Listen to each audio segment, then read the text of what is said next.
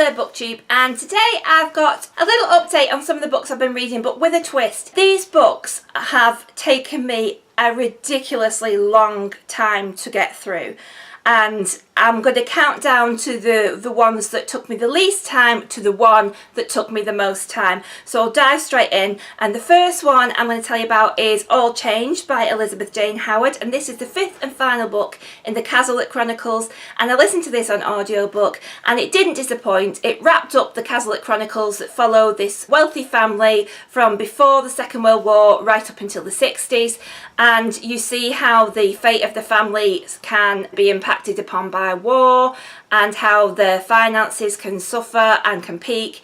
And it just, yeah, it was a great wrap up to the series. It did take me 17 days to read this book, but I had it on audiobook and I listened to it on my commute, and I think I had a few days off in between, so that's why it's 17 days. But you know, don't be lulled into a false sense of security. This video will actually do what it says on the tin. You will be alarmed at some of the length of time that some of the rest of these books have taken me to read. The next one is 100 Nasty Women of History by Hannah Jewell. It's like a lot of the books that are out recently that you will see where you've got the good night stories for rebel girls. A lot of the girls in this, or I should say a lot of the women in this, I hadn't actually heard of, so that was quite enlightening. What I didn't like is the way Hannah Jewell tackled the subject matter.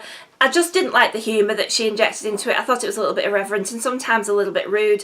So there were times where I'd pick it up and I'd read a bit, but then I'd put it down and it didn't really inspire me to pick it back up. So this actually took me 37 days to read, so not too bad for a picking up, putting down book.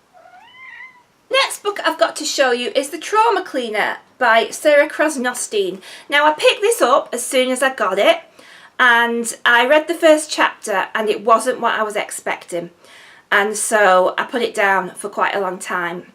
And this is all about a transgender woman in Australia who has her own business as a trauma cleaner, and what I thought the book would be more about, because I have got quite a grisly interest in that side of life, would be more about the work of a trauma cleaner and some of the scenes and sites that they have to go to and how they deal with things. And there is an element of that in it, you know, that is part of the story, but the majority of it is all about Sandra's life, who is the trauma cleaner, and her life as a transgender woman from, I think, from the 60s up to the present day, and how difficult it was, and how she was on the fringes of society for a long time and then actually built up a business.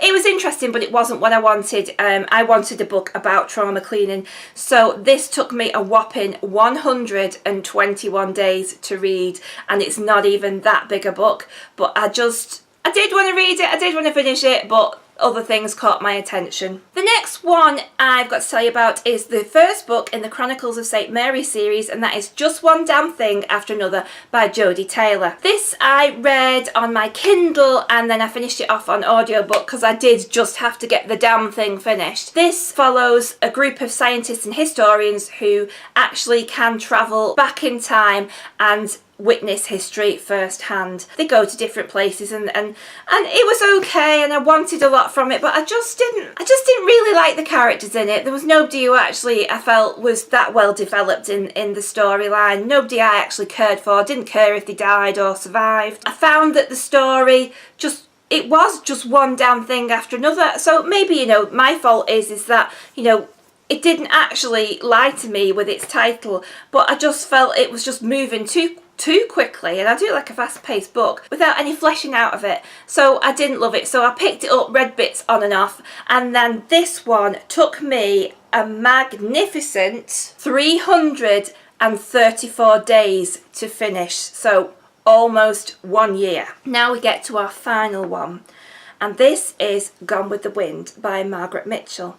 And I know that this has been on BookTube in, I think it was a couple of years back, and this is an absolute epic story of Scarlett O'Hara, who I just think is one of the best female characters ever written. I love that she is probably one of the most honest figures in literature. She isn't perfect, she has bad thoughts, people get on her nerves, there's things that she begrudges doing, and I just love that about her. And she's actually full of grit, and she's a woman ahead of her time, and she rises up out of despair and destruction and makes something of herself and gets criticised for it. And it follows obviously the period in the American Civil War in Atlanta. And probably I don't need to tell you much more about it. And it's an absolute 5-star, stonkingly fantastic book for me. But unfortunately, I started this book in November 2016.